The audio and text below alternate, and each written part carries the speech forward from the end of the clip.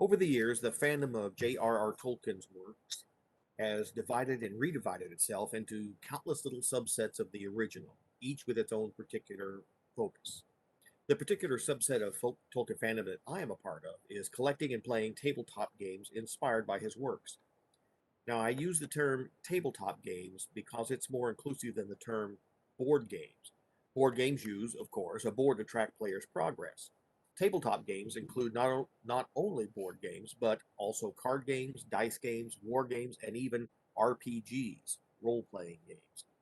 While my main focus will be games of the current century, I will need to mention a few games from last century as they were precursors to some of today's games. The very first authorized licensed Tolkien-inspired game that was published appears to be Conquest of the Ring, produced by Hobbit Toys and Games in 1970. From that date until now is 51 years. That half century can be divided into two distinct eras, the pre-movies era and the post-movies era. Since Peter Jackson's live-action version of The Fellowship of the Ring premiered in 2001, our two gaming eras correspond nicely with the change in century. First, the big picture. As of February 2021, I count a total of 317 Tolkien-inspired tabletop games and expansions that have been released in the past 51 years. From 1970, the year of the first Tolkien game, through the year 2000, 30-year span, there were 33 Tolkien-inspired tabletop games released, or an average of one game about every 11 months. In the 20 years since then, there have been 89 different Tolkien-inspired games released, or an average of one item every 2.5 months, which is a significant increase. Those 89 games have, collectively, 195 expansions, which brings the total up to 317. Looking at this another way, the 317 Tolkien game items in existence, roughly 10% of them were published in the 20th century before the movies came out, and the other 90% were published after the movies came out. Let me turn the clock back a bit so as to give a little background for context. In 1995, Klaus Teuber designed the Settlers of Catan, now called just Catan, which was the first German game to catch on outside Europe and really took off in the US. Catan won a string of awards around the world, and the Washington Post newspaper referred to it as the game of our time. The popularity of Catan and other designer board games from Europe sparked a revival in board game design in the US, and much of it was focused on games with intergenerational or family appeal. This surge of interest in board games started just before the surge of popularity in the works of J.R.R. Tolkien caused by the release of Peter Jackson's films. Since both board games and the works of Tolkien appeal to people with active imaginations, it was inevitable that these two streams of fandom would cross. For the past decade, I've been a member of BoardGameGeek.com, or BGG for short, the world's largest online community of board, card, and video game enthusiasts. BGG also hosts an enormous database of games, over 120,000 known board games and expansions from around the world, and growing daily. Much of the details about the games in my presentation was gleaned from BGG, as were the slides of the games themselves. An early tabletop game that was inspired by Lord of the Rings was Dungeons and Dragons. D&D was a joint creation of Gary Gygax, Dave Arneson, Rob Kuntz, and Jeff Perrin, who were all members of a medieval miniatures wargaming club in Lake Geneva, Wisconsin in the early 1970s. Gygax published the first version of Dungeons and Dragons in 1974 through a small company he had set up called Tactical Studies Rules, or TSR. While the setting of D&D was influenced by mythology, history, and contemporary fantasy novels, the importance of Tolkien as an influence on D&D is undeniable. The early version of the game included creatures such as hobbits, human-sized elves, half-elves, dwarves, orcs, half-orcs, ints, balrogs, rangers, and the like, making the inspiration obvious. Although he long played it down, Gygax eventually acknowledged that Tolkien's work had a strong impact on the creation of the game. D&D gained popularity quickly, especially once college students discovered it. The game's popularity had little to do with it being a whole new genre of game, and much more to do with it being a way for the average person to escape their mundane life and become a hero in an imaginary land. Having played the original D&D heavily during my college years in the late 1970s, My personal opinion is that the game was developed by a group of Tolkien fans to allow them to go adventuring in Middle-earth. In the run-up to Rankin Bass's release of The Hobbit as an animated TV movie in 1977, and Ralph Bakshi's animated theatrical version of Lord of the Rings in 1978, several new Tolkien-inspired games were released in the US, mostly war games because no one seemed to think that the public was interested in any sort of game with family appeal, something that both kids and adults would enjoy playing together. This was probably due to two factors.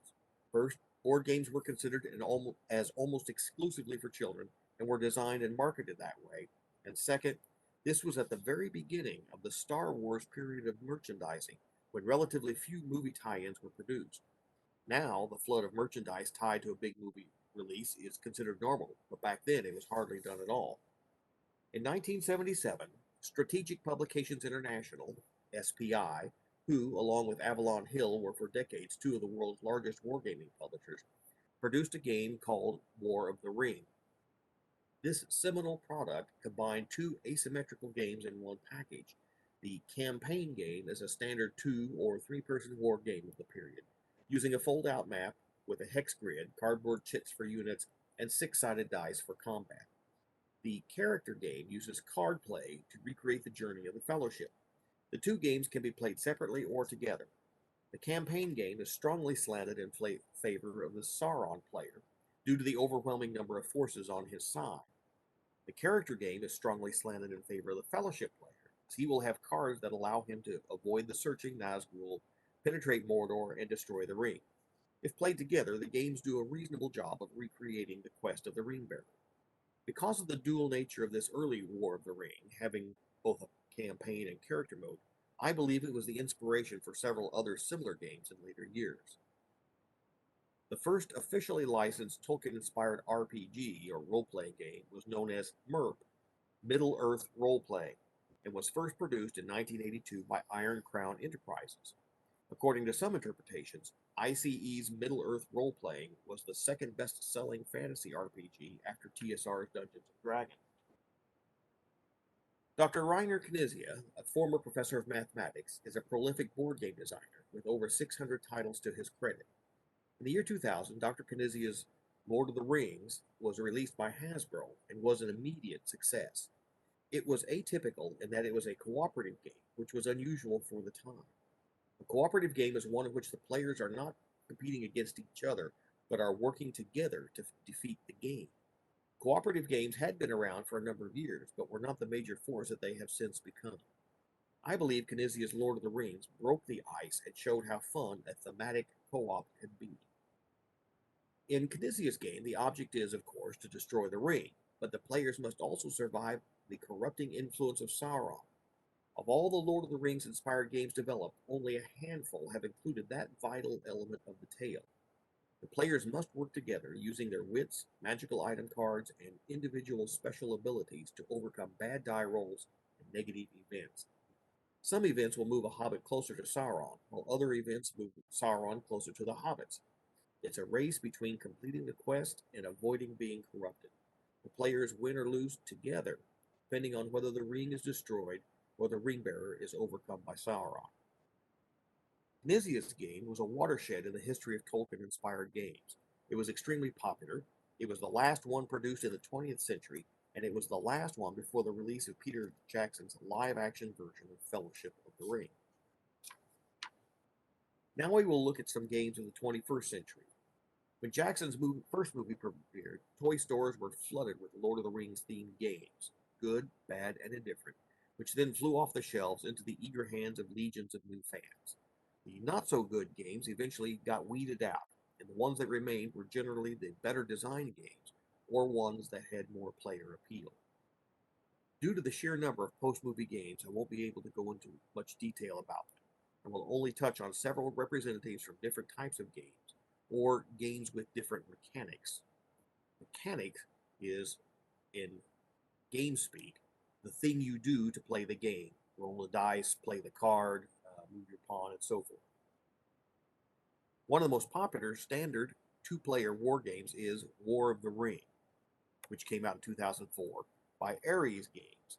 In War of the Ring, one player takes control of the Free Peoples, the other player controls the Shadow armies. Initially, the Free Peoples nations are reluctant to take arms against Sauron, so they must either be attacked by Sauron or persuaded by Gandalf or other companions before they start to fight properly. This is represented by the political track, which shows whether a nation is ready for battle or not. The game can be won by a military victory, if one side conquers a certain number of the other side's cities and strongholds, which is the object of the Shadow Army's player. But the true hope of the Free Peoples lies with the quest of the Ringbearer. The Free Peoples player must balance the need to protect the Ringbearer from harm, in contrast to the attempt to raise a proper defense against the armies of the Shadow, so that they do not overrun Middle-earth before the Ringbearer completes his quest. This version of War of the Ring owes much of its inspiration to the original SPI version from a quarter century earlier, with some elements of the Lord of the Rings Risk game blended in. This is one of the other of the handful of games that track the corruption level of the Ringbearer. Next is a push your luck game. With each roll of the dice in The Lord of the Rings Journey to Mordor, players try to move their hobbits as quickly as possible to Mount Doom. Published by Fantasy Flight, it uses much of the same artwork as Knizia's Lord of the Rings cooperative from the year 2000. Push Your Luck is a type of game, usually played with dice, where each player accumulates points with good rolls, but can lose all his points with a single bad roll. The trick is knowing when to stop and save the points you currently have. The Lord of the Rings The Card Game is a cooperative adventure game in which the players attempt to complete a scenario, each with 3 heroes of their choice and a deck of allies, events, and attachments to support them. Each round, players send their heroes and allies to quest or to fight with the enemies that engage them. However, as their heroes and allies exhaust themselves after questing, the player's options are typically insufficient to deal with all the challenges at once. Therefore, players need to determine whether it's more urgent to quest and make progress in the scenario while the enemy forces gain power, or to take down the enemies while making no progress. The Lord of the Rings The Card Game is a living card game, or LCG, meaning that expansions are released regularly. In this case, there is one released every month, and there are currently over 130 of them. The expansions will eventually combine to form the campaign mode, so that you can play all the quests that deal with the trilogy together in one marathon campaign. The Middle-earth strategy battle game from Games Workshop is a tabletop miniatures war game for 2 or more players that allows you to recreate the various battles from The Lord of the Rings and The Hobbit using hand-painted plastic miniatures. Games Workshop is best known for their Warhammer Fantasy and Warhammer 40,000 games, which, similar to the Napoleonics gaming genre, also employ large numbers of small figurines to represent combatants and utilize rulers and tape measures to control movement. They have brought this expertise to bear on their version of the major battles of the Third Age. HeroClix, Lord of the Rings, is a miniatures skirmish game played on a grid. In other words, even though there's figures, there are no rulers or tape measures. Most of the details for each miniature are printed directly on the miniature's base. As the characters take damage, their stats on the base can be rotated, as you can see the rotating disc underneath there, thereby typically weakening their characteristics to reflect wounds or fatigue.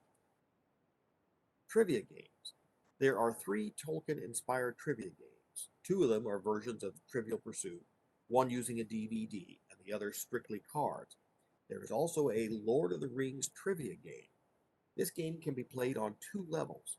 The first level is just a simple trivia game, but in the deeper level, each player or team of players takes on the role of Frodo Baggins and his quest. Players answer questions to earn resources, then they travel through 14 areas of Middle-earth. They must spend those resources to keep moving. There are 1,200 questions, all based on the original books and prepared by a team of Tolkien experts. Multiple choice answers can make the game easier for less experienced Middle-earthers. The winner of the game is the first player or team to reach and successfully face the challenges at Mount Doom. Lord of the Rings The Adventure Deck Game is a solitaire game that takes from 5 to 15 minutes to play. In the game, the player is Frodo, whose goal is to save Middle-earth. He has to hurry as Sauron is gaining power, so the journey cannot last more than 25 days. In his journey, Frodo will encounter friends who help him, from Aragorn to Legolas, but he'll also encounter enemies like trolls and Nazgul that threaten Frodo and make his mission harder. Crack of Doom is an abstract depiction of the saga of the Ringbearer for two players. In fact, it is extremely abstract. Each player is their own fellowship. Players race to see who is the first to destroy the One Ring. The game is played on a track 72 spaces long. Designated spaces on the track represent the Shire, Moria, Mordor, Mount Doom, and other Middle-earth locations. Participants play foe and hardship cards on their opponent to hinder their progress and use aid cards to defeat such cards played against themselves. To win the game, a player must reach the last space on the game track and make a successful die roll to destroy the One Ring. A different kind of abstract print and play game is Five Armies by Warp Spawn Games. A board and card game for two players, it depicts the battle between the Free Peoples and the Goblin folk for control of Smaug's treasure at the end of The Hobbit. The game is played on a chessboard or any other 8x8 grid. Miniatures or counters are used to represent the combat units. War bands of dwarves, elves, men, and eagles for the Free Peoples, and trolls, orcs, goblins, and wargs for the Goblin folk. Each player starts with a set force of 16 units. A custom deck of cards is central to the play of the game. The players draw a hand of cards from this shared deck. Card play determines when units may move, attack, or defend. You win if you can kill off 10 or more of your opponent's units. Hobbit Tales from the Green Dragon Inn is a storytelling game for 2 to 5 players.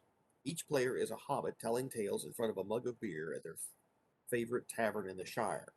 During the game, players take turns as the narrator and improvise a story using a hand of illustrated cards. The other players try to twist the tale, playing hazards and fearsome monsters. The best narrator will overcome these twists and bring their tale to a satisfying conclusion. The Lord of the Rings, Journeys in Middle-earth. The final entry in my presentation is a fully cooperative, app-supported tabletop board game for 1 to 5 players, employing standard board segments arranged in different formations for every game. Each individual game of Journeys in Middle-earth is a single adventure in a larger campaign that leads you across the storied hills and dales of Middle-earth, similar to the original D&D. You can play as a mixture of classic characters, Aragorn, Legolas, Gimli, or Bilbo, or new characters, a female ranger or elvish bard, as you gradually level up and can tackle tougher opponents. Complex rules and a steep learning curve may be daunting, but the experience is said to be very immersive and well worth the effort. I trust that I've enlightened you about a subset of Tolkien fandom that you might not have been aware of. In the previous century, it was possible to actually own and or have played all the Tolkien-inspired games that existed. Since the movies have come out, it might still be possible, but it would be very difficult to do. Many fans of the Legendarium have found a part of it that intrigues them, and have developed games around that bit, and have shared it with others of a similar mind. I hope my descriptions of a small sampling of the Tolkien-inspired tabletop games available has whet your curiosity, and will send you on your own quest to track down and play some of them. The sheer depth of Tolkien's universe allows a wide choice of settings and situations for game designers, and as more of the good professor's mythos enters popular culture, I expect to see more games being released in the future. I'm looking forward to playing it, and I hope you are too.